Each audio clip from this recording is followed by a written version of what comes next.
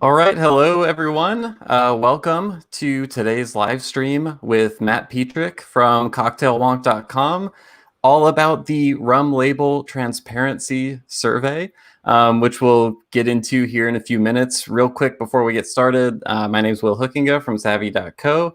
Just want to say hello to everyone. I already see, Matt, there's a lot of familiar faces in the comments. Dave Russell, John Atkins, Janet Kinney. Hello, Tony from Brooklyn. Lance, the Lone Caner is here. Hey, Yeah, Lance. I yeah, think actually, I think I recall seeing that Lance gave you some helpful feedback yeah, on yeah. the survey. Yeah, Yes, he did. So, cool. So, Lance, I'm expecting some good questions and probing questions from you throughout this. So, if any of you do have questions, by the way, you'll see a little button at the bottom that says "Ask a Question." Feel free to enter it in there. If you see me looking to my left, that's me just keeping an eye on those throughout the presentation. But yeah, with all that said, Matt, I'm really excited to get into this topic today. You published this article a few weeks ago now, and after it came out, I was like, hey, you should do a live stream on this, and kind of like, everyone always wants to talk about transparency. This is a really interesting kind of initiative that you took to figure out what enthusiasts think about it. So before we jump in everything, I'd love for you to kind of give the background on just, yeah, what is the survey? What made you decide to do yeah, this? yeah, What's yeah. yeah, We actually got some of these slides or some of that content's actually in the slide there, or in the deck in a moment.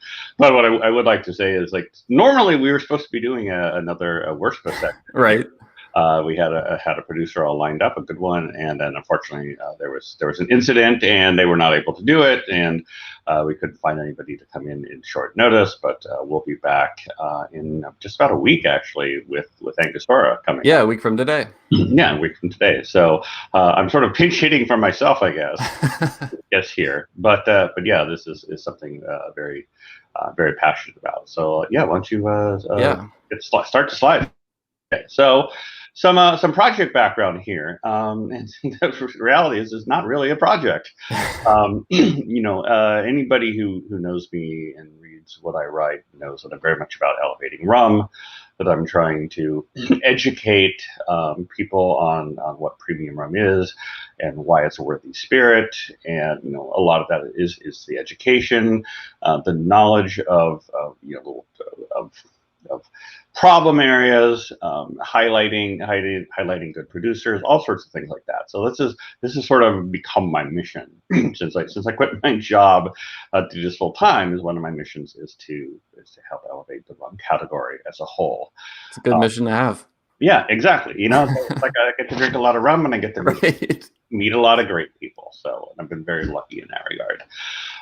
Rum has a lot of challenges compared to other spirits like cognac, brandy, or cognac, Scotch whiskey, bourbon, things like that. These so-called premium spirits have achieved that over many years, and that now it's like there's like we go to a store and you see like 9 different categories of whiskey and categories of whiskey listed, and then rum is like gold and overproof. That Right. there's this huge market misperception about rum is, and one of the things that people don't really know is that like the bourbon category, it's made in a single country, and so Yeah. that country and the producers from that country can work to elevate it. They can push for particular regulations. The U.S. government will promote bourbon around the world in terms of getting other countries to recognize its regulations. Same with Scotch whiskey. That Scotch Malt Whiskey Association, they have their regulations, and the UK works to get other countries to recognize those regulations in terms of age statements and things like that.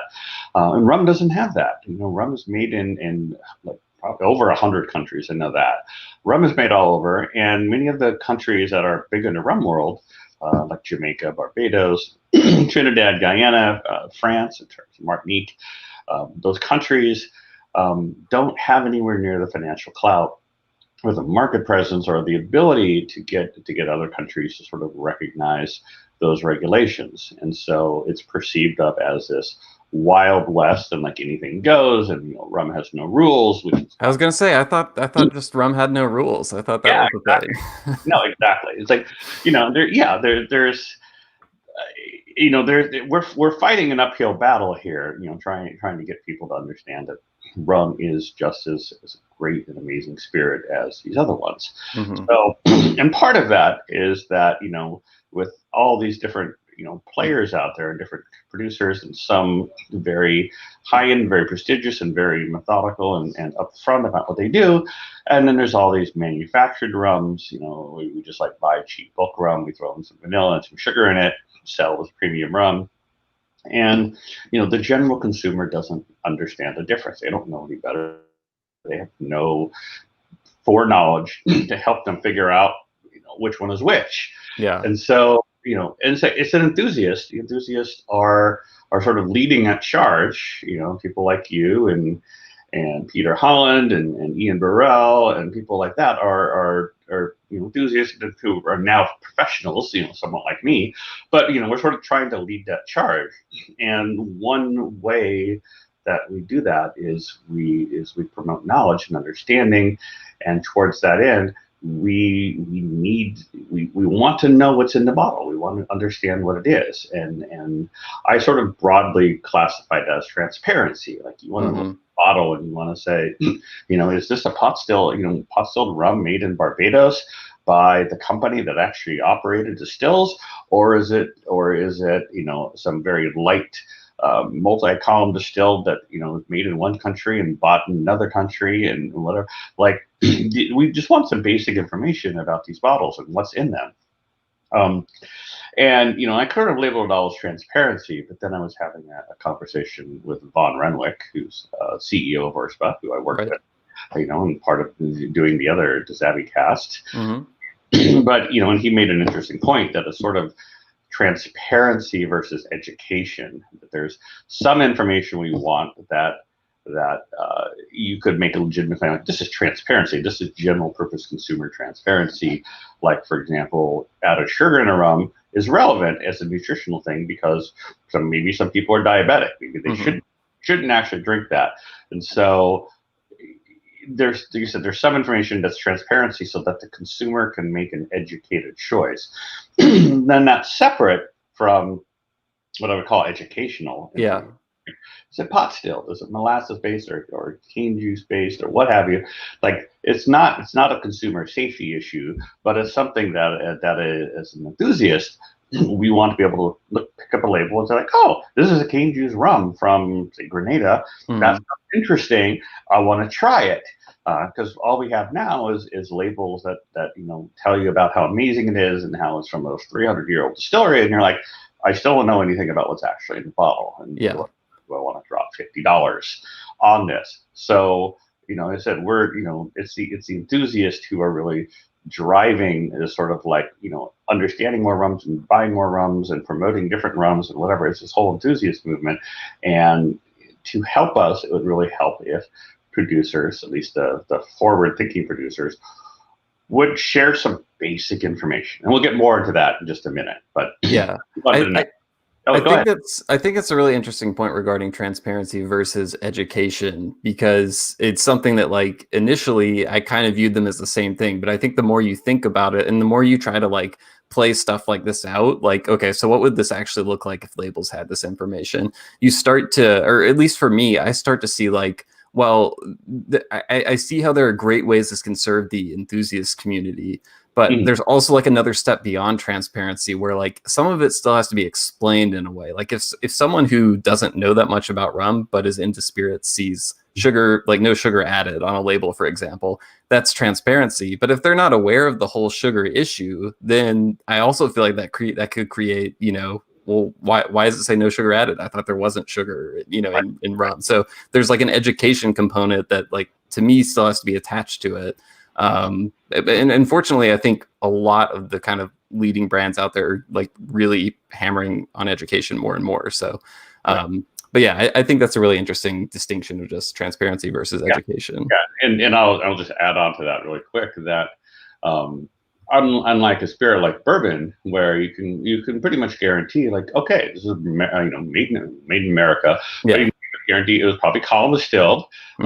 You know exactly what the you don't know the exact mash bill, but pretty much like, it's at least 51% corn, or whatever, for a rye or whatever. But you have, it's like they're all sort of have the cooperage, like there's certain boilerplate stuff. Yeah, exactly. Boilerplate stuff. Whereas rum is like so many different dimensions that they're all rum on the shelf, but they all could be made in radically different ways. And so, again, I think this is part of like the rum industry helping elevate itself, providing this additional context that's necessary for rum. So okay, so transparency today.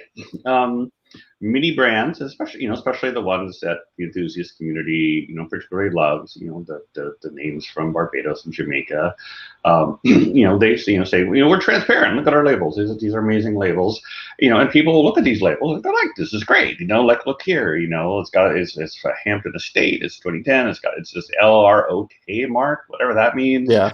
And there's something about, esters and then this one says has a congener level.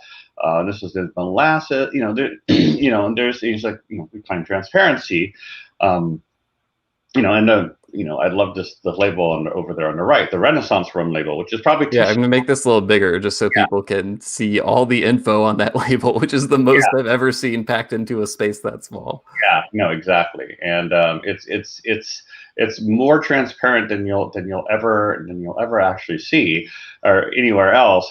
And it's a complete geek out label, and I love it. Is like that level. It's like, there's that aspect of it, like, look how far they've taken this, but like, do I really need to know like the gas source used to heat the, heat the water?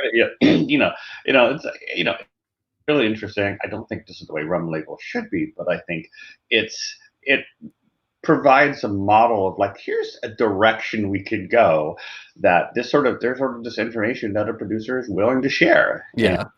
And Mitch Wilson, by the way, said he thinks the Renaissance label needs more info. I believe it or not, I've thought of a few things that that are not on there. For real? What's one thing that could be added? I wish I could remember something on there.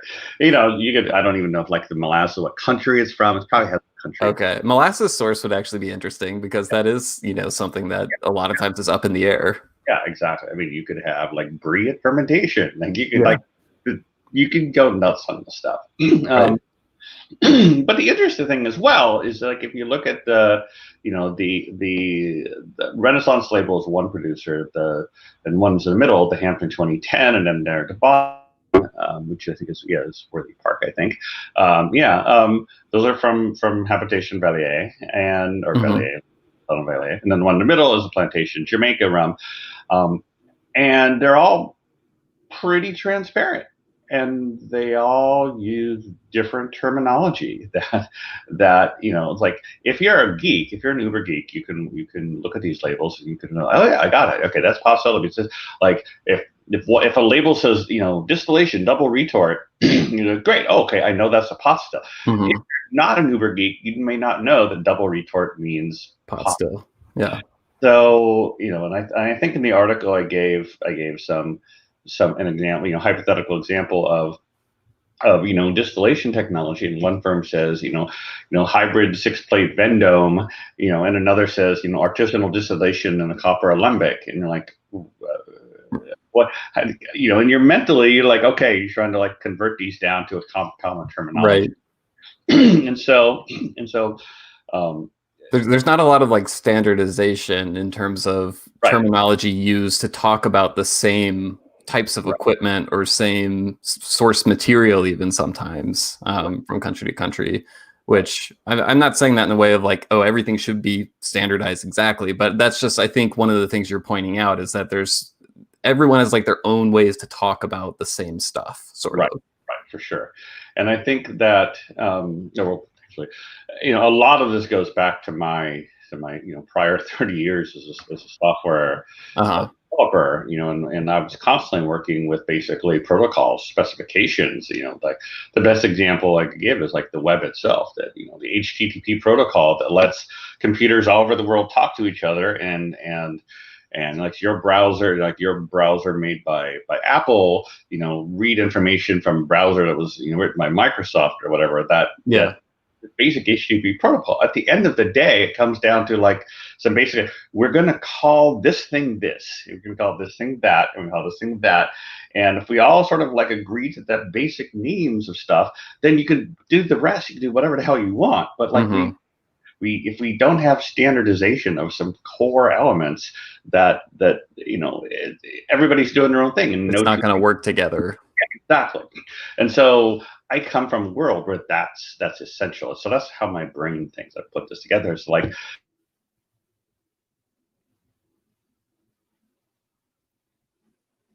at the end of the day, distillation, this is either whatever, but it's like there's some basic terminology we come up with.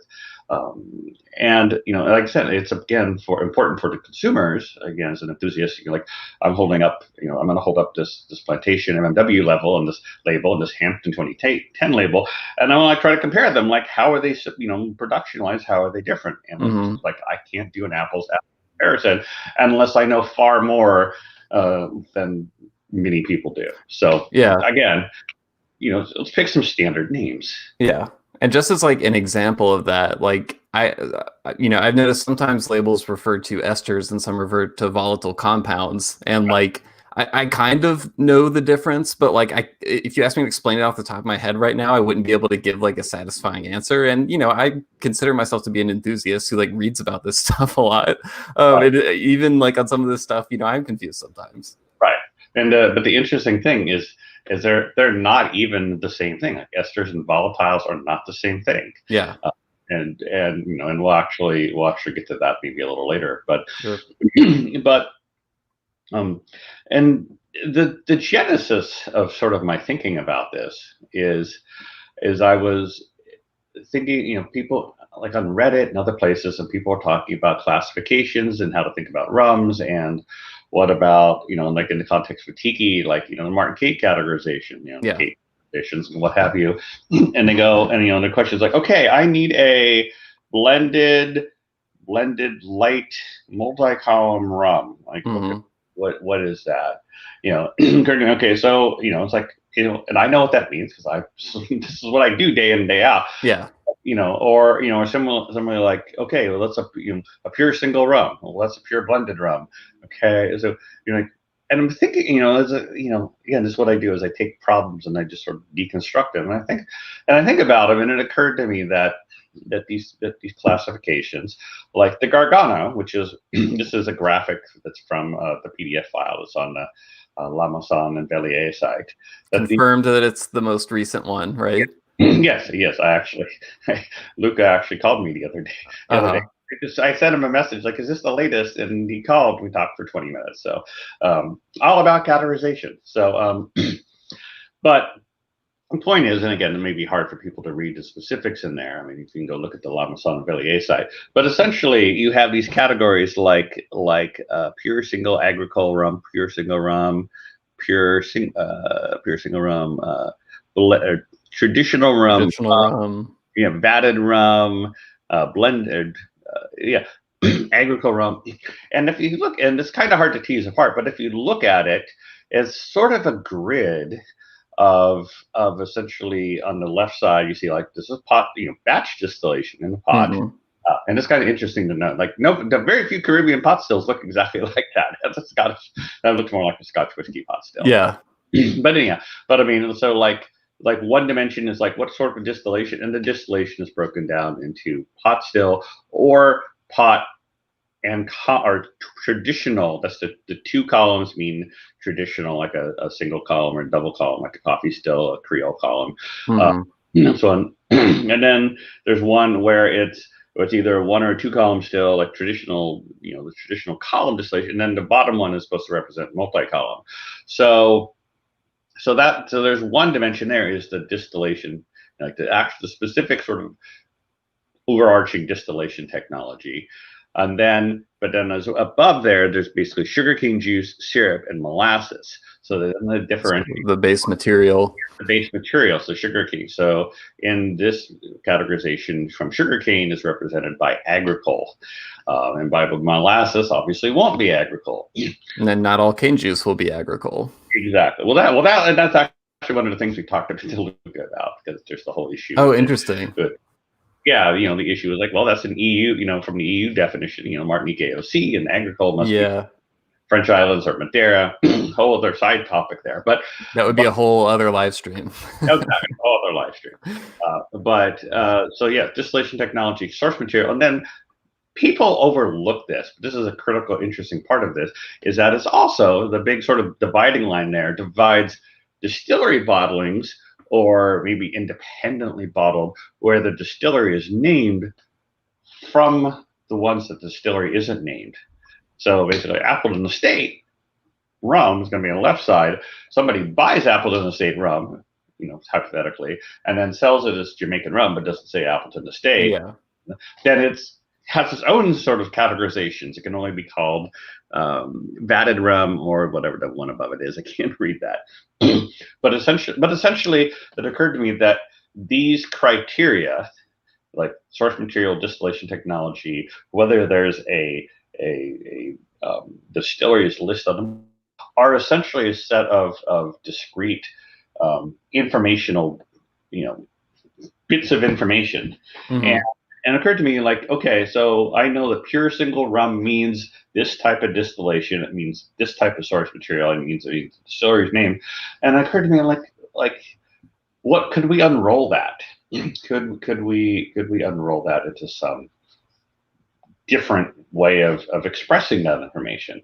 And I understand that somebody might say pure single rum, they want to put that on a label. I think Luca has talked about this. Basically, it's sort of like in the same way that when people think single malt Scotch whiskey, that's what single malt Scotch whiskey is the best, and everything else is level below it.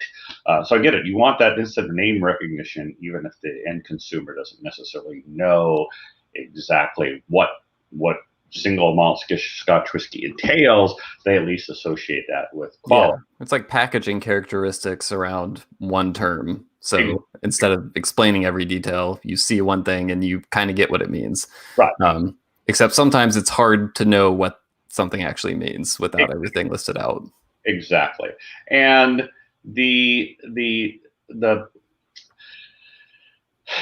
like, and so I get that, but I'm also sort of like enthusiast. Is like, can we unroll this? Is there some sort of reasonable way we can unroll some of this information into another way of expressing it? Again, my computer background. So let's jump to the next slide. Yeah. So, I can't, I was trying to think about, like, people are confused about categories, and is there some better way that we can present the same information? Like, can we move the ball forward in some other way?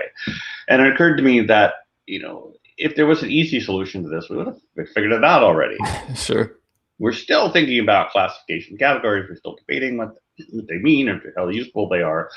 But it occurred to me that if we set a small enough goal, like let's not try to solve everything at once, but let's try to make meaningfully move the ball forward in a few simple ways that we're moving the ball.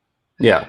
And it occurred to me, like, okay, so who's going to benefit most? Like, we're not gonna like make any meaningful changes that every rum consumer is gonna necessarily find useful or worth paying attention to.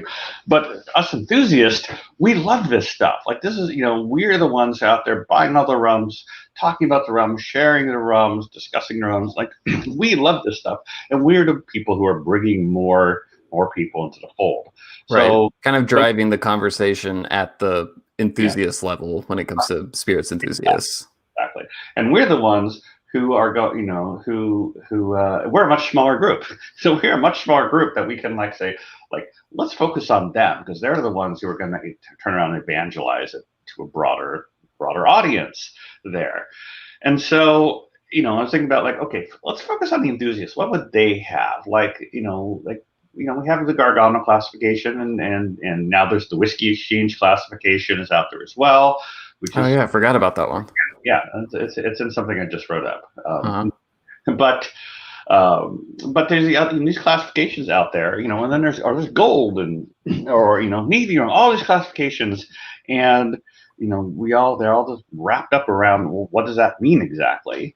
And is it like, can we can we just really make this explicit? What are some basic information, so standard units of information, source material, how is it distilled, how is it aged, how was it blended, where was it distilled, how basically like how flavorful is it, and that can be somewhat quantified, like some basic information that are unambiguous. Like you can't have you're either pot distilled or column distilled. You can't be somehow hybrid distilled. But the point is like some discrete information and information that any producer should be happy to share. Like it's like, we're not going to ask them to tell us the secret of like John from plate 34 of this column still, or you purchase your molasses from this country, or the exact strain of yeast that you use, that sort of thing. Like let's not try to get that's a non-starter. Nobody's gonna do that. But anybody should be able to talk about like I'm a cane juice rum, I'm a molasses rum. I pot distilled, I column distilled. I blended them, pot and column distilled together.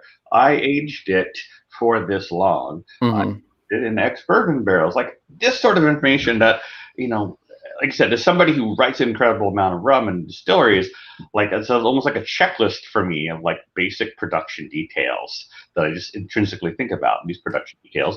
And what are the ones that producers shouldn't have any issue disclosing.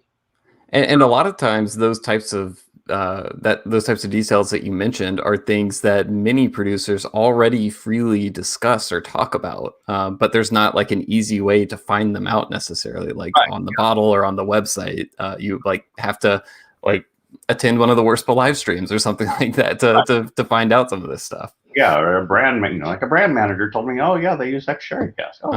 But I mean, it's not standardized anywhere. And so again, my idea is like, let's move the ball a little bit. Let's come to some basic terms and basic concepts that forward-thinking producers can willingly and voluntarily show, or present either on a paper or on a website, basically somewhere where like an enthusiast wants to know, they can go get this information. And this is entirely optional. So my thinking was that a group of forward-thinking producers, the ones to trumpet transparency, who are out there going like, yes, we did this. There's all this information on the label. People like this, like, hey, lead the way. Show us that it can be done. Show us how it can be done. And and then hopefully others will follow along. And I have no illusion that a big mass market, multi-column rum from a distillery that makes 60 million liters of alcohol a year is going to all right in line with it, but that's not the rum the enthusiasts care about. The ones the enthusiasts care about are from the smaller to mid-sized producers, the limited editions, that kind of stuff. Like those are the things where we're already sort of seeing transparency. We're just not seeing a consistency. The transparency. That's kind of what it was. And so start small, find some commonality, and move forward. So all right. Next one. Oh, go ahead. Yeah, no, I was going to say, and before you did this survey, you did an article that kind of presented what's on this slide a few months back, which I feel like was kind of part A to the survey being part B. Which, and by the way, if you're watching this right now, there's a button underneath the video that links to the article on Matt's website that has kind of the survey breakdown. So if you want to have that up when we talk about it in a few minutes, you can go ahead and click that. But please continue. Yeah. Okay. Yeah. And actually, that previous slide actually had like there was a picture of the article or whatever. Yeah. It was like moving beyond categories, I think. Yeah. Exactly. So that's where that came from. And at the end of that article, I basically said, hey, here's some information that I think that, I'm going to throw it out there. I have no expectation that every producer would say, yes, I want to put this on my label and have it look exactly like this. And I want to explain all this information. But it's sort of like, well, let's throw it out there and then, beat it up and say, well, okay, we're not going to do that, not going to do that. And we should do this, but we should call it something else. But like, let's put a stick in the ground and then see if anybody wants to iterate over it. So, and some of this stuff is already on a lot of labels, but I feel it's important to like standardize it and not say like, well, that's on most labels, or it's, when it says you're making rum, we can infer that. It's like, let's standardize the basic production information. So country distillation. Single distillery. So basically, like, is it blended rum, or is it like all Appleton or all Foursquare or what have you? Single batch, and that basically it encapsulates a lot of things around. Is it the same year, like the same mark made in the same year, or is it like, well, it's like, for example, the original Hampton Estate rums through La Maison Vallée, what are different marks? So that would be a single batch. A single batch would be like, okay, the ones we're seeing now, some newer ones we're seeing, where it's like, this is OWH rum distilled in 2011. That's a single batch. It's not a blend of different things from the distillery. Fermentation source, cane juice, molasses. Or, I mean, yeast source. I think, my thinking is that distilleries that want crazy, wild, funky, weird rums are going to use, or frequently will use natural fermentation, airborne fermentation. Jamaicans or River Antoine. That's an interesting detail to me. Like, as somebody who writes about distilleries and rum making, that's a very interesting, relevant detail that doesn't get discussed a whole lot. Distillation type, of course. Maximum distilled ABV is another interesting one, and it was, you might say, why is that in there? But my thinking is that,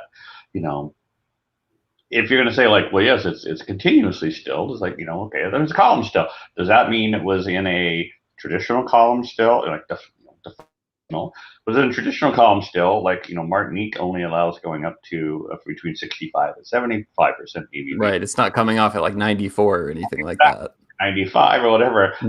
That's a useful indicator. Like, this is pretty much that there's rum in here which is pretty neutral at this point. So that was my thinking there. And again, this is just a straw man for us to beat up, but that's my thinking. You can say, like, this is like 75% ABV rum versus very light multi-column rum. Minimum age in wood, again, this is an interesting point of, like, we say, well, isn't that an age statement? Like, well, yes, but not all countries have a specific age statement, have the same age statement regulations. It's a way of putting it out there and putting information on the label. Well, it was aged at least 5 years, without saying on the label 5 years aged in whatever sort of terminology a particular country would require to use. So trying to separate out the current implementation from what is the specific information we'd like to know. And again, these names are not even necessarily what I think should appear in the label. It's entirely about being clear and what is the, like, the parameters. Yeah, the parameters. Yes, carbon filtration for color is something we don't think a whole lot about. But for example, a lot of the Spanish heritage rums, Puerto Rico, Cuba, they carbon filter their rums and then they age them longer. And and it's an interesting aspect of the aging process that we don't really talk much about, or most people don't know about. That sometimes filtration is actually part of the aging process and not just filtering at the end to keep the barrel char out. They're different things. And then the last one is blending materials other than E150. Basically, like, is there something other than caramel in there? So basically additives. Yeah, additives. And and I'll admit this was sort of a the Hail Mary, if you will. It's like, this is how you do it without saying like prune wine or something like that. Yeah. And it's one that, like, I see, like, a lot of producers would, no producer would want to, or most producers would not want to say, yes, there are other additives that I'm not going to tell you about. Right, there's vanilla in here. Yeah. But I think a lot of producers would like to say, no, there's no additives other than anything than E150 in there. So again, straw man to beat up. As an interesting aside to that, really quickly, I've heard from 2 distillers in the last month who were doing a new label submission through the TTV system. Both of them wanted to put a statement along the lines of no sugar added, and their labels were denied, and they were told that any statement that could be related to caloric content like that has to come with nutrition facts and calories now. So you can't say no sugar added or unsweetened. There were a few variations of it. They said that they would allow no additives, but if you were going to mention the lack of sugar or no sugar, you had to have some sort of calorie statement, nutrition facts, etc. I thought that was pretty interesting. Right. Yeah, I know. I had an email conversation with Bailey Pryor, Real McCoy about that, and Yeah. Yeah, the TTB labeling, TTB like hoops. You're like you can. It's frustrating. You can see producers are trying to do good. They're trying to give you more transparency, and the TTB is making it very difficult. I know Richard Seal has had quite a bit to say about that in the past. So yeah. So let's look at an example of what this would look like in action.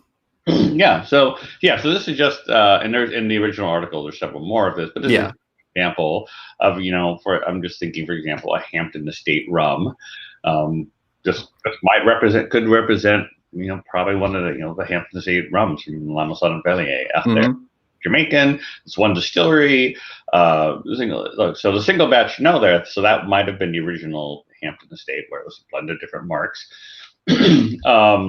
Molasses fermentation. They used natural airborne yeast. It was batch distilled, and my thinking as well here is you could even use consistent terms and then maybe in parentheses add additional specifiers, you could say batch distillation, parens double retort, for example. So there's an element that would be consistent between labels, but then there's other additional information if you want it or if it's useful to you. So, but yeah, so batch would be, pot distillation. I'm just making up 75% ABV, for the Hampton stills, 8 years in wood. There was no carbon, or basically no charcoal filtration, and nothing was added.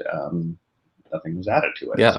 By the way, I think I just so happen to have the box from that rum right next to me. Oh, yeah, there you go. Yeah. One of my favorite labels, by the way. I really love that label.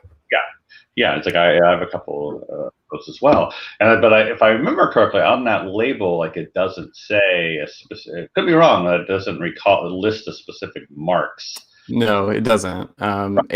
This is an interesting one where I feel like this is a blend of transparency and education, because there's a lot of text that kind of teaches you about the process and that sort of thing. So definitely an interesting approach to transparency and education on the label. Right.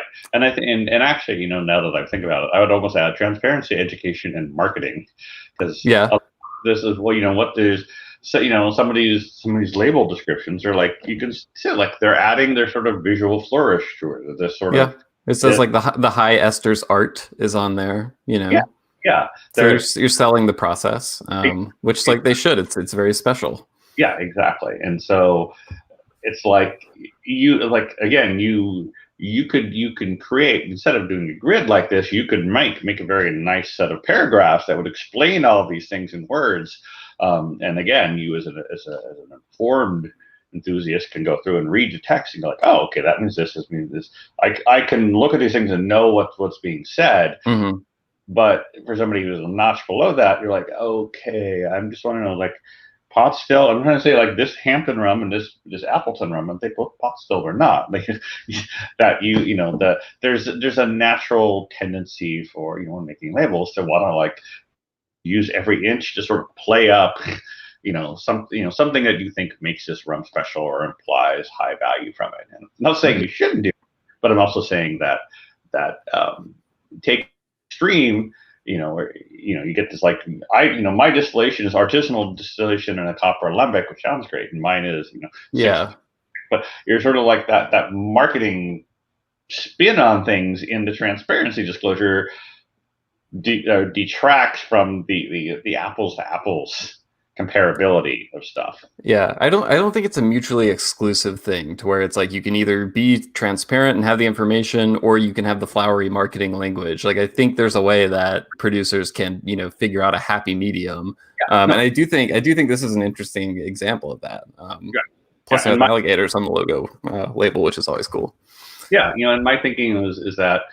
Can we agree on a basic set of constructs, that what I have there, and get give it 10% of the label, a small enough space, or put it on your website, or have a little line on the label that says go to this address, and the info is there. Yeah.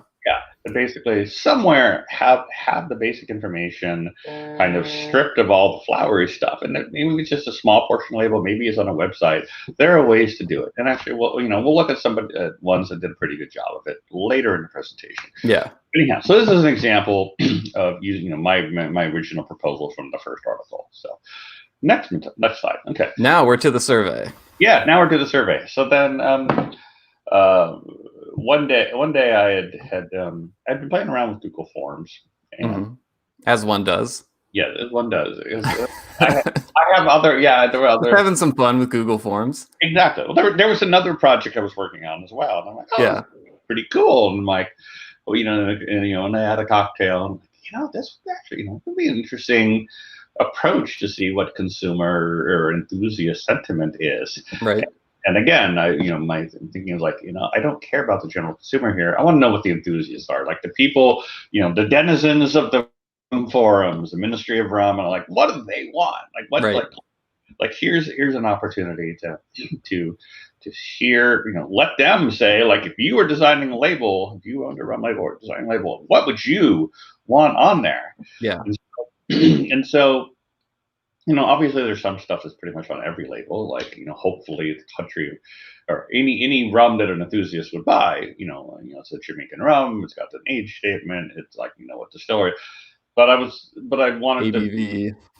to not sort of pull them out of these questions. Like I wanted without presupposing other things, like things that are already on label. I wanted to say, what's the critical information? And so I created a set of questions and deliberately made it a little challenging. And rather than saying, like, here's a list of 20 different things you want to see in the label, please rank them. Yeah.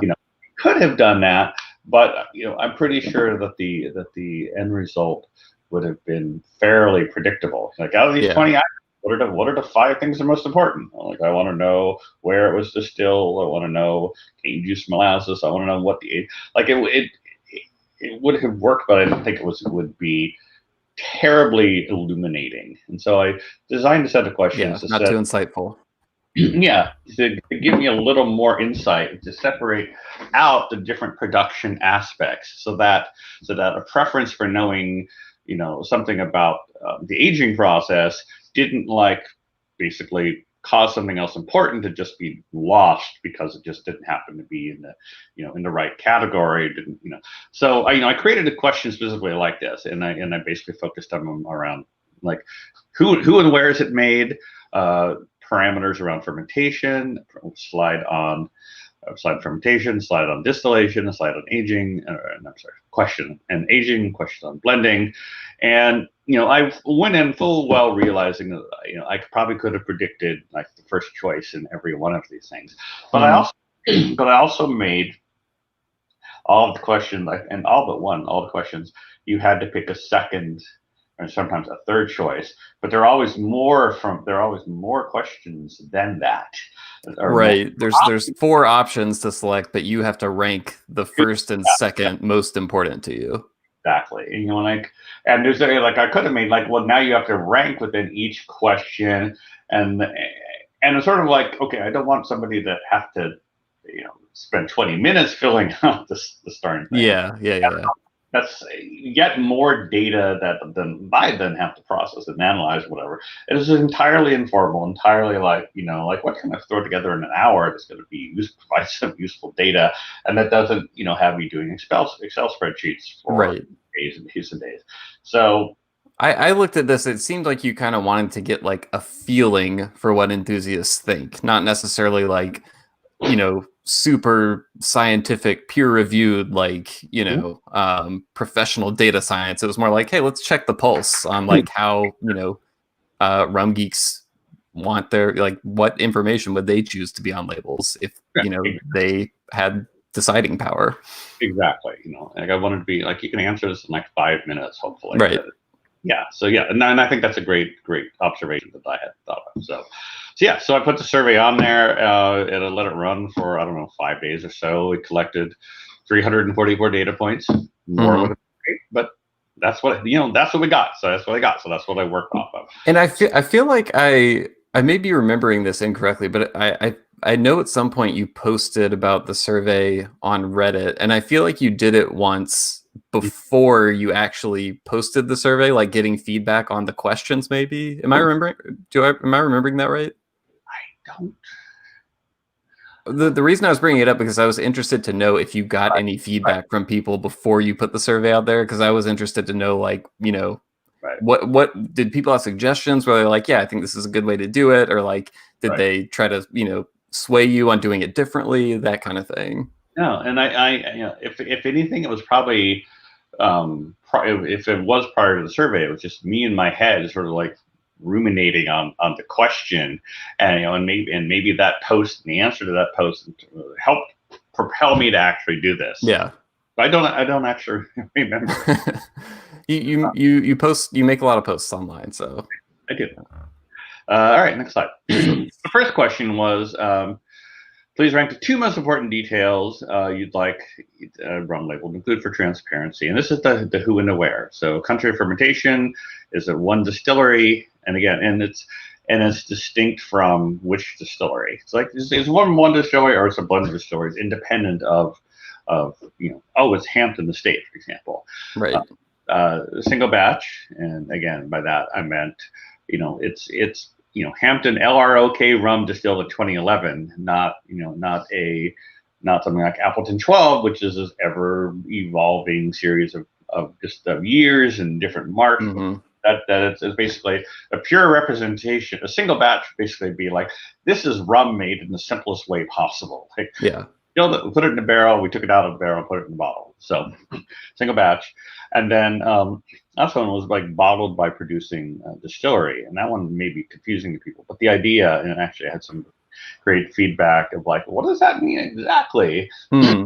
And for example, what about a rum made in Jamaica but bottled in Canada? I'm like, the goal there was to say, like, is this a rum from the people who make it, right, the corporate entity that make it, or did it get bought by somebody else and sold, as from that distillery? And so, so this would kind of be a distinction between distillery products and independent bottlings. Is that the right way to look at it? Independent bottlings, or and I separate independent bottlers from, you might call them merchant bottlers or something like that. So, for example, Dr. Bird is a Jamaican rum. We know it's from Worthy Park, but or another example is Neptune rum. Mm-hmm. But it's his own brand, his own label. The rum was bought from the distillery, and then basically a different company bottled it, sells it, under their label. And so that was the thing. Like, it's not like, if it says Appleton and it's bottled by the producing distillery, that means like Appleton made the rum and then Appleton bottled rum. It's from the people who make it. Yeah. So, and I think, I want to say, like, how important is that to people, or do they really not care as long as they know who made it? Mm-hmm. So in this one, obviously the most important one is country of fermentation distillation, and actually that was interesting phrasing there I chose, because fermentation and distillation are the sort of the core of the rum making, and you can say, well, why not aging as well? It's like, well, then you get into the continental age type of thing, and the GI discussions, which we're not going to get into, but it's like if you distilled in Jamaica and then age it in Spain, is it a Spanish rum or is it a Jamaican rum? I mean, there's different perspectives on what that is, but I wanted to clearly delineate, the actual, like, getting to the point of a liquid rum, independent of what happens after it. So that's why I chose those particular words there. So obviously, not surprisingly, the big blue bar. People want to know where it was, what rum or what country it was from. Barbados, Jamaica, Guyana, what have you. But the second most important one, a little surprising to me, was the single distillery. That was a blend of rums from different distilleries or not. So were you expecting a different one to come in second there? I was kind of expecting that bottled by producing distillery to come in higher than it did. In terms of for people who chose it as their first choice, the the red sort of slightly tilted to green, and then secondly, even as a second choice, the rum out or the red tilted to green. So so yeah, like I said, I thought that like this is a merchant bottled rum versus an original bottler rum. I thought that Right. might have That is interesting. Because that's something that I want to know, but I almost feel like if I were having to choice rank which right. of these I'd want on the label, I might not have that one as one of my top two because I feel like I can usually figure it out. Right. Yeah, That would be my reasoning. yeah, and that's the thing is and these are tricky because you're like, well, what can I figure out already? Right. If I can only have two of these things, what am I going to pick? Yeah. Yeah, and that, that's the challenge. Is like different enthusiasts know different things or more specifics. Like I can figure that out, but if you can't, this might be useful information. Yeah. So yeah, okay. So next slide. Aging. Aging. Country of aging. And this is an important way of teasing apart continental versus Tropical. Tropical aging, yeah, and then minimum cask age, basically like essentially your age statement, but slightly different. In the article, I explained why I chose that word versus just age statement, which I didn't expect to do terribly well, and it didn't. But minimum cask entry strength is my thinking there again as somebody who studies production is that some producers will basically put the rum in the cask at 85%, and it's going to extract more things, and going to extract more wood characteristics or what have you. Mm-hmm. Other producers enter basically diluted maybe down to 60% or 70%, and the goal being to not extract so many wood flavors from it. So there's a pretty fair range of cask entry strength that different producers use, and I accept that it's completely geeky, but it is one of those important production details that people don't. Well, like whatever choice they make, it's going to impact the final product in like a way that affects exactly what you'll experience when you taste it. Right. And then the last one was a type of primary aging cask, which is basically like, is it ex-bourbon? Is it ex-sherry? Is it, new French oak? Something like that. And so, unsurprisingly, the minimum cask age, like 4 years or 9 years or whatever, ranked, was top as the most important. But surprisingly, it was only third for the people who didn't choose it as their most important ones. It was still the third ranked in the second most important choice. So it just kind of an interesting, like some people just, if it wasn't important for you, it just wasn't. It's also interesting how country of aging was a popular choice for both first and second, but it was never the most popular for either one. It's like right there in the middle for both of them. Yeah, exactly. And so that was a little surprising to me. It's like, people apparently care about tropical versus continental aging. By the way, an interesting note on the terms tropical and continental aging. I was talking with Karsten from E&A Shear recently, and I think I mentioned those terms, and he interjected and said that they are preferring to use the term aged, whether it's aged at origin or not. And his thinking on that was that, if you have something, you could technically have something that's aged in Europe somewhere, like maybe the south of Spain. And the environment there is going to be a lot different than, if it's aged in Scotland or something like that. It was kind of like what defines tropical. So I thought that was interesting, aged at origin or not aged at origin. Yeah. I would say, and I'll say even that's interesting. First, I will say that I delineate. I didn't say the question was not should you disclose tropical or continental aging. It was like origin. So that if that was something people put on the label, they at least have some insight as to, like I said, it's Spain versus Scotland. But even age of origin is interesting. It's like, well, is the Caribbean an origin? Like an example that comes to mind is the Demerara, the DDL cask that I'm talking not Demerara, the Coroni cask that Velier purchased, and then moved them to Guyana, moved basically to DDL warehouse for some period of time. Right.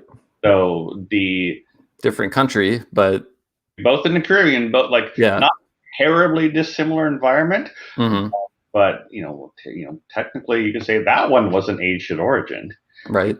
Yeah, and so that gets into question is like, well, like is it if you distill your rum in Venezuela and then moved across the border to say Brazil or Guyana, like is it, and they had a GI, like, it's like, well, it only moved 10 miles, right. Versus, you can say like Brazil, it's a giant country, and you're like, well, very different. Like anywhere in Brazil, anywhere within these like 3,000 miles or whatever, right? And so it's an interesting and tricky question that I don't pretend to know the answers to. Yeah. But yeah. Okay, blending. And this is one where I don't think a whole lot of people think about blending. Mm-hmm. But it's actually become sort of fascinating for me as I learn more about what people are doing. And again, I diplomatically chose the wording here, but carbon filtered for color. So basically, those are think of them primarily as what I call lightly aged and filtered rums. So Havana Club 3, actually anything from Puerto Rico. I was going to say Don Q. Yeah. Well, actually, I'm going to take that back. Anything made in Cuba, like Cuban regulations require that you age for at least 2 years, filter, and only then is it rum of age 0 years. And so mm-hmm. years actually spent 5 years in the cask. The white rums, like a Don Q white or something like that, was very likely carbon filtered there. So I chose that one as a way of saying like this is an aged rum, but has carbon filter for color, but that also is presumably going to change the flavor of that rum. And then the other one, color adjusted with caramel, basically that's E150. Additives other than caramel, like sugar, whatever, sweet wines, prunes, whatever, and then and there's two which are sort of off the top there, but you can read at the bottom. And then one was chill filtered. That's another interesting dimension that only the real geeks really care about, but it's actually I feel like I don't hear about that much in rum, and I don't read nearly as much about whiskey, but I do feel like chill filtering is something that I hear a lot more with whiskey enthusiasts. Is that accurate? That's my, I don't know, I can't claim accurate or not, but I know that's my presumption as well. Okay. And that it's like, and again, part because of these work Zavi sessions or whatever, and visiting distilleries, I start asking that question: are you chill filtering or not? And then sometimes I'm like, well, they, and when we ship to this country, we do. When we ship to that country, we don't. Like, oh, that's an interesting dimension to think of.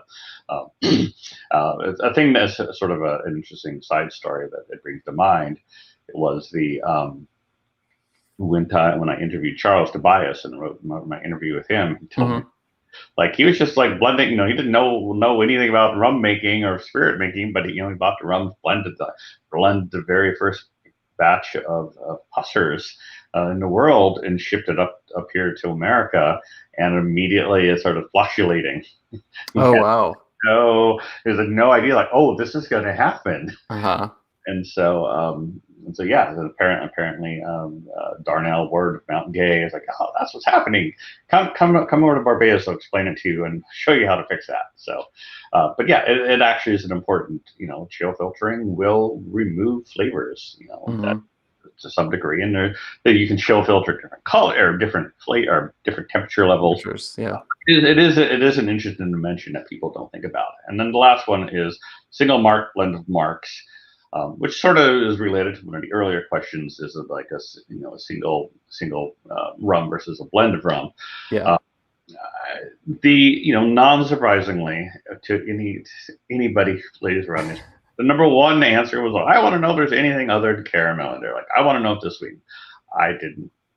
Not at all surprised by that. Yeah. Interestingly. My big takeaway from this slide was the color adjusted with caramel. So not only was it number 2, some people chose that as their number 1, like a non-insignificant amount of people. Yeah, exactly. That's So the red bar right there. exactly the one that red bar on the left was like that. Really, that's interesting. You know, maybe they've been drinking rum when they made that choice, but. But still, it's the number two in the most important category, but it wins even the second most important category. So yeah, it sort of showed, some people say like, I don't care about, people don't care about caramel. It's just a normal accepted thing. Well, the enthusiasts are speaking here and say, we kind of care, if we'd like to see it on the label. And then unsurprisingly, like the single or the chill filtered, the single mark, people didn't care that terribly much about it. So, but so again, not completely surprising, but a few things. So, next slide. So based upon these, did we do all five? I think we did. Hold on. So blending, aging, distillation, fermentation. Okay, yeah, we did. For some reason, it felt like there was one missing to me too. I was like, wait a second. Exactly. Yes. Okay. So yeah. So based on that, based upon the survey data, I sort of, went back to my concepts of my original matrix and said, okay, instead of me just speculating on what I'd like to see or what we could do in here, let's use the data here. Right. So, I basically assembled like a smaller grid. And again, these are just my this is specifics they'd like to see, not necessarily the wording people might standardize on. But country fermentation, who made the rum, what distillery made the rum, is it cane juice, molasses, cane syrup, batch, continuous, hybrid distillation, a pot with a column on top. In the case of if it was the blended rums from column rum from this distillery and pot rums from this distillery, that would be multiple. Yeah. Minimum cask age, 18 years, kind of the age statement, but it'd be good to put it there in that alongside the other information rather than making the consumer go find it somewhere else on the label. Color distilled with caramel, that was one of the things that people decided was important. Country of aging, again, another kind of surprise. People cared that it was aged in Scotland or aged at the origin or what have you. People cared about that. Yeah. And then volatile compounds, actually got a fairly good response out of the. Actually, was that in one of the slides? I still feel like we slipped that slide, or I just forgot to read it. Hold on. That would have been under blending. Hold on a second. Yeah, that had to be. Okay, that's under the distillation slide. Okay. Yeah. So if we look here. Yeah. Please, that's the green one. So it came in second. Yeah, so it came in second is the most important, and number first is the second most important. So people care about that value, and the reason it matters is that generally speaking, it could be you can have two completely different rums that have the same volatile compound level. You say 1,000 grams per hectoliter of absolute alcohol. The rums could taste completely different. But the magnitude of that number sort of gives you an idea of how flavorful that rum is. Yeah, lets you know what you're in for. Exactly. That it's essentially I'm thinking vector calculus here, but I won't go there. But essentially, how strong something is without telling you what it tastes like in terms of flavor. So so that's sort of what I sort of came up with from the survey. And now, and then you kind of you pulled some actual examples and weighed them against how much of this info is on some of these labels that we already kind of regard as being great examples of transparency. Right. Exactly. So this one I give credit to Lance for sort of that would be a good one to use. Oh yeah, shout out Lance. Yeah, and so we were chatting last night about it. So this is the Hampton L Rock, LROK, and so basically I basically took my matrix and applied it to interpreting from the front and back label there, and again it's a little hard to read here, but obviously we know it's Jamaican, we know it's Hampton the state, in the right column on that grid there, that's where I sort of wrote out explicitly what the label says that provides that information. Yeah. So source material is not specified. I looked and looked and looked. I did not see the word molasses anywhere on that label. distillation, they'll say pot still, which is good. Minimum cash gauge, we can infer over there. It does not mention anything about caramel. Right. No.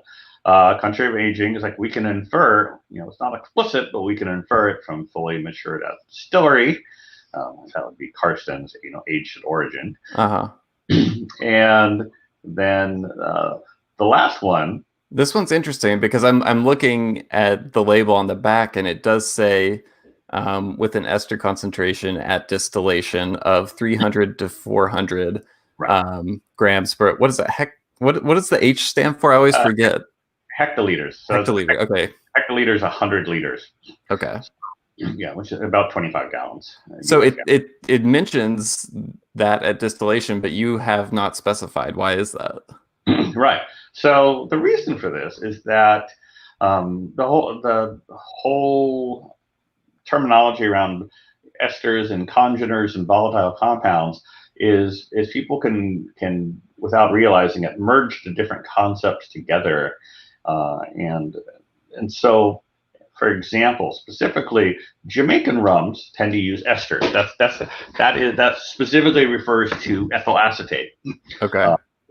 Which is the most dominant ester and the easiest one to measure. Mm-hmm. However, esters are just one of many congeners, flavor congeners in any spirit. Yeah. There's other things like aldehydes and higher alcohols, which are also create all these sort of different flavors within the spirit, including rum. Esters tend to give be those fruity notes, but things like the higher alcohols, might be like the diesel notes or other other non-fruity flavors that we get from a rum. Those are other things that are not specifically esters. So that's where the term volatile compounds comes about.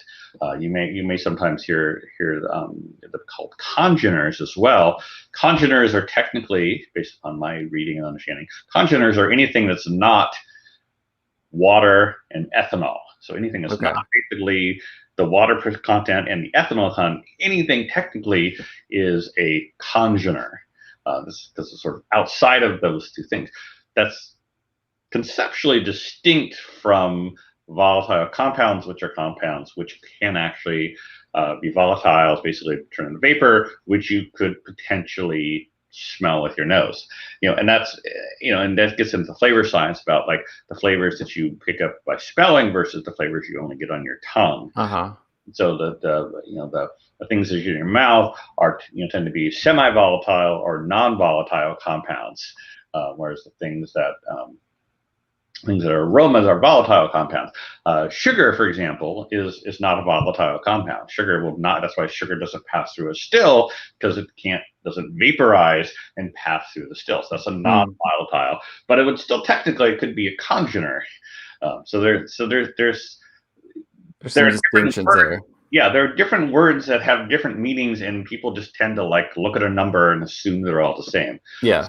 Number one is that specifies only esters, not a volatile compound. And number two, that LROC mark, those numbers there are specifically at distillation. So that's basically what it was distilled, coming off distill, that was that ester range there. However, everybody else, when you say volatile compounds, how do you figure out what that number is? Well, you take a sample from the bottle, you send it to a lab, and they send you back a GC analysis report. I have many examples of them, and they'll say in this sample of rum, you have this many of this ester, this many of this ester, this many of this aldehyde, this number of different fusel oils, higher alcohols, whatever you want to call it. But they give you a very detailed analysis of what that rum from that bottle is. Like, what are those volatile compounds in that bottle? And those things change dramatically after distillation. That when it sits in the barrel, the esters typically increase. Yeah. Volatile compounds evaporate off involved in the angel share. So this number there, it's like, okay, a distillation of this estering is almost completely unrelated. At some level, almost completely unrelated from what's in the actual bottle there. And so that And if we were to look at a different Hampton or a different habitation value label, I think there was one earlier where it says volatile compounds or congeners. That's an analysis of the bottle as bottled, not what the source rum was Right. 10 years ago. Like that was one of the things I was going to bring up was I feel like I've seen Velier labels that say volatile compounds rather than esters. I'm guessing maybe that has to do with, because I know when they put out products, they're not just buying it from the distillery and then making all the decisions. It's almost like a partnership between the distillery and Velier, and I think the distillery may have more say in what ends up on the label than you would see in other relationships like that. So it could come down to the preference of the producer. Like, do we want the word volatile compounds on our label or not? I'm just speculating. I don't know for sure. That's just like what made sense to me. Yeah, and that's all I can do as well is just speculate. But I said again, it comes back to my let's standardize on some words and some terms so that they're actually apples to apples. Mm-hmm. Is that people? My belief is that people are going to conflate volatile compounds with congeners with esters, and because most people don't have degrees in chemistry. I don't have a degree in chemistry, but they see something like scientific-y with a number, and they may think oh, they're all, I don't know, but they all must be the same, and they're different. Yeah, especially when you see grams per hectoliter right next to it. It's like weird abbreviation. Like you don't know what it is. It must be the same. It must all be the same, but yeah, it's not. Okay, and actually, I think the last slide, will actually be an example of that. Yeah. I remember. Okay, so this is an alternate take. This is a new plantation label that came out after I wrote the article, but I think it does a pretty good job, in a small space of hitting all or almost all of the highlights that I mentioned here. We know it's from Barbados. We know it's West Indies Rum Distillery. We know it's molasses, which is stated somewhere up top left. Yeah, it's the second thing. You see West Indies Rum Distillery, and then right underneath that it has raw material molasses. Yeah, and actually you can kind of look at that at least the top quarter or so, and that's essentially the grid. They just don't have grid lines, but that's kind of what it is a grid there. Distillation technology is column and pot still. And I applaud them for using pretty simple terminology, and instead of saying like Vulcan, what does that mean? Yeah. Points for that. Minimum cask aging, sort of, yes, it gives you the age, but it also, is nice, and that sort of splits apart the tropical part and the continental part, which is good. Yeah, and it gives you the location underneath each of those terms. Right, yeah. Like it has the location in Barbados under tropical, and then continental it has France. Yeah, and I think it was the transcontinental line also had something like that. Yeah, I think you're right. Yeah, and so it's interesting. So it's like sort of went a little above and beyond there, which is good. Nothing about caramel. I think very few rums actually have anything about caramel on them, but like we saw from the survey, it's something that the enthusiasts would like to see. Mm-hmm.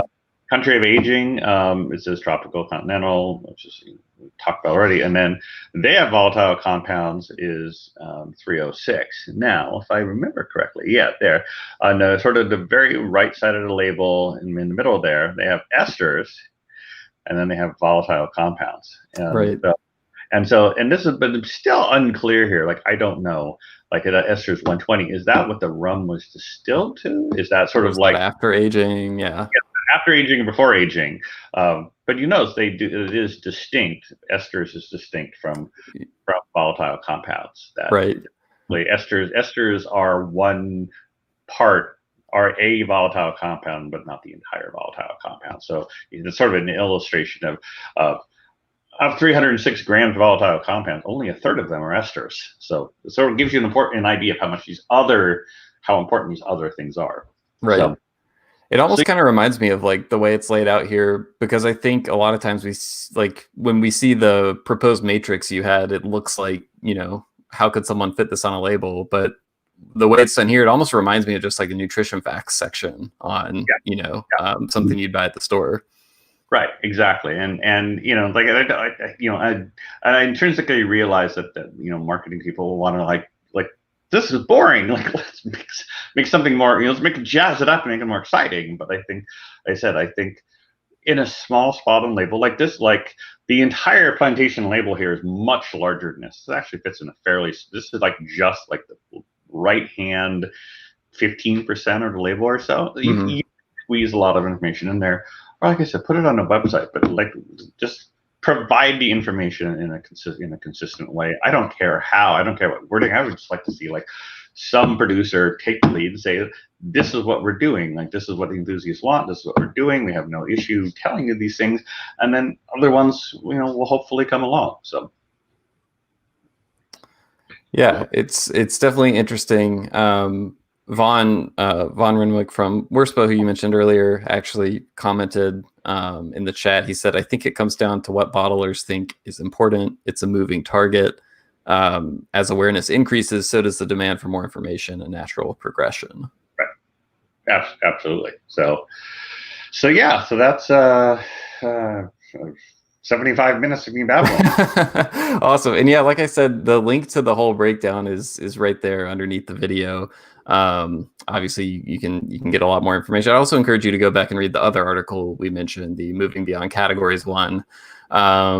But yeah, so we do have at least one question that's come in. I'd encourage you, if you have any questions, feel free to shoot them in. We'll hang out for a few more minutes and see if more come in. But the first question, Matt, is from Dave Russell, a frequent guest. Hello, Dave. Thanks for tuning in. Hi, Dave. So he says, Matt, after you're satisfied with the label categories and terms, etc., do you plan to propose to WRSPA that the member countries consider including this information on their rum labels? Excellent question. Anticipated question. All I will say is that Vaughn and I spent a good amount of time, not long ago, actually talking about this. But I can't specifically, commit. Like I said, I brought up the idea. I cannot commit. Any work producers that very rarely you will do this. But yeah, it at least has reached that level of people are worse but no. So yeah, you've thrown it out there. I've thrown it out there. Exactly. That's actually, I was interested to know, do you typically hear from, when you put out articles like this, or like the Moving Beyond Categories one, do you often hear from producers? Like, do they, maybe send you an email or call or something and give you their thoughts? And do you have any kind of feeling on the impressions maybe different producers have on this? Or maybe you don't at all, but that was one thing that occurred to me. Yeah. Good question. Sometimes I do hear from them. I'm surprised sometimes that, like, who's read my article, apparently. Like, right. I recently learned that the once head of West Indies Rum Distillery from like years and years ago, long before Plantation bought them, was reading my article. So yeah, and sometimes I think sometimes the Jamaican Spirits Pool, like every once in a while, like I'm like, oh wow, people are actually paying attention to this, which is humbling. But it's not like I write something like this and now I've got like input from 9 different producers, but right. Every once in a while, and Vaughn is great about sharing what he hears and what his perspective on things is. So it's not completely in a vacuum, but it's very hit or miss is the best I can put it. But at least I'm privileged that if I have a specific question or have a concern and want their perspective, that I have the ability to reach out and talk to somebody at a producer who has a meaningful perspective on it. Yeah. And what about from the enthusiast side of things? Did you get any particularly interesting responses from the enthusiast community once, they kind of saw the full survey results and things like that? Not so much on the survey results. I got a lot of comments during the survey. It's funny. Like every Facebook poll, like I say, like something like, here's a set of options, and please pick these 3. Don't add new options or whatever, or add an option. It's like sometimes people just want to type out their opinion in the comments. So I said there was this. I recently did a poll on. I'm trying to remember what I did a poll on recently, but but yeah, like the comment section on I think it was in Ministry of Rum or somewhere. I honestly Mhm. yeah, whatever. But the comment section it had some great comments, and similarly on Reddit, like if you post something like this on Reddit, people will have insightful things to say on stuff. So there's no, I think a lot of the initial feedback after the first article was like, I sort of interpreted it as like, this is crazy. Nobody will ever do this. You're asking too much, or like you can't make them. You're like, well, no, I'm not. I'm not asking anybody to force anybody to do this. I'm saying it's an opportunity for producers to if they say they value transparency, and enthusiasts are going to tell you, well, this is the information we'd like to see. I'm at least maybe hopefully bringing the two parties together, and if I can in any way move the ball forward at all, I'll be thrilled. Right.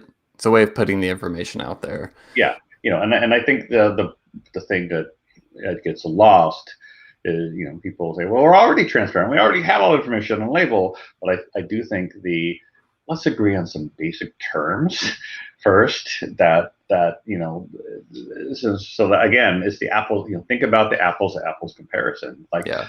And I know it sort of it's the opposite of what the marketing side wants to do. They want to use big flowery words to describe legislation. They don't want to say batch.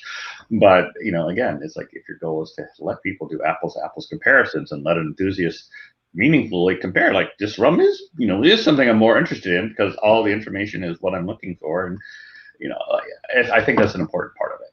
Yeah.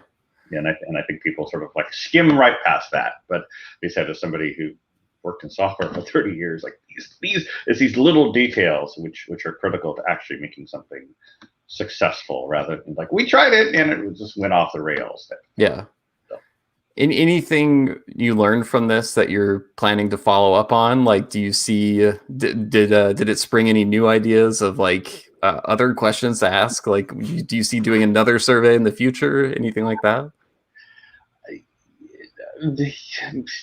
I've sort of, it's yes, but it's still in a very half-formed kind of state where I'm like, not ready to come out of the oven yet. Yeah, I can't even describe it myself. But I'm like the data is just mulling around in my head of like, well, what's the next interesting set of questions we could learn that I could ask that we might learn the next thing there. And I do think that there's the enthusiasts have shown 344 people filled it out fairly quick. Right. That there's opportunity there for people to, there's opportunity there to learn more about the actual pulse of the enthusiast community, not just, well, this comment, there are 12 comments in this thread that said this, I think, a producer could use this for their own, marketing perspective, or not, I don't want to say marketing, but their own information gathering if they're truly market research. Yeah, market research. They're truly interested. And the enthusiasts have showed that they're passionate about telling you what they want. So yeah. Dave Russell posted a follow-up thought here. He said, perhaps an interim step that WRSPA could consider is have a WRSPA maintained website that lists the proposed labeling information on all rums produced by WRSPA member distilleries. I know it takes a long time to change labels and packaging. Yeah, that's a it sounds like a reasonable idea to me. Like I don't want to throw it all in Vaughn, but it's something it's like, yeah, we should talk about. Yeah. And by the way, he just Vaughn chimed in the chat and said there can be no gainsaying the benefit of more transparency and information on how brands make their products. I believe all right-thinking producers would endorse this. WRSPA producers are a small part of the rum world, though. It would be great to see more of this from other rum producing areas. And Lance from the Lone Caner says new companies probably would. The old houses and bigger concerns with their own markets probably not so much. That's a good point. Yeah, and it's absolutely true. But think about it this way: if you're a small producer, this is your opportunity to get some attention, differentiate yourself. Absolutely, yeah. Get on the radar of people who really care about rum.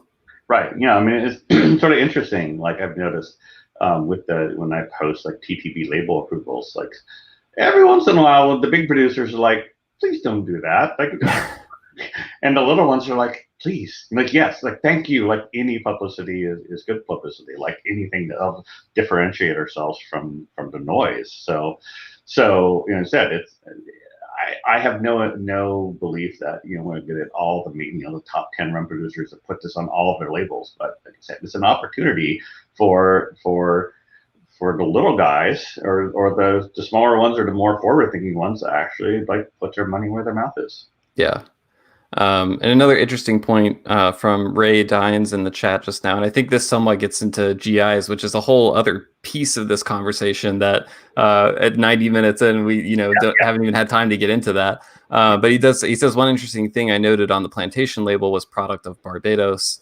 In the UK, we have car plants that assemble Japanese car parts and export them under the various Japanese car brands, but can they really be considered as Japanese cars if they're not being exported from Japan with that Japanese quality ethos, which I think is definitely a point that plays into the whole, like I said, the GI conversation touches this in a meaningful way for sure. And is another part of the conversation to continue probably at some point on another live stream.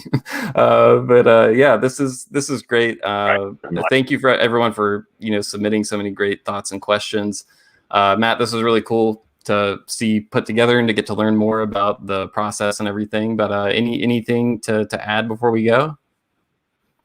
No, like I said, the chat and the questions section seemed pretty quiet, all things considered. But I was surprised, like, people actually were paying attention. So I was heartened by that to see that, and that some of my friends are on here and have meaningful things to say. So like I said, I'm just one person who loves rum and trying to say, like, hey, I think we can do something here that's not terribly hard. Like, what do y'all think? This is really what I'm trying to do. Awesome. Well, until I guess next Thursday, we'll be back on the WURSPA train with Angostura. So if you're tuning in now and want to join in on that, you can go to zavi.co and the registration information is all there. That's going to be really cool. I think you have 5 people from Angostura who are going to be on. Yeah, exactly. Yeah. I think it's our biggest one yet, so that'll be pretty cool. That definitely is. We may not all fit on the screen. Get off the screen. So I'll get myself off the screen pretty early, so that'll save some room. Awesome. Well, thank you again, everyone, so much, and hope to see you all again next Thursday. Thank you. All right. See you, Matt. Cheers.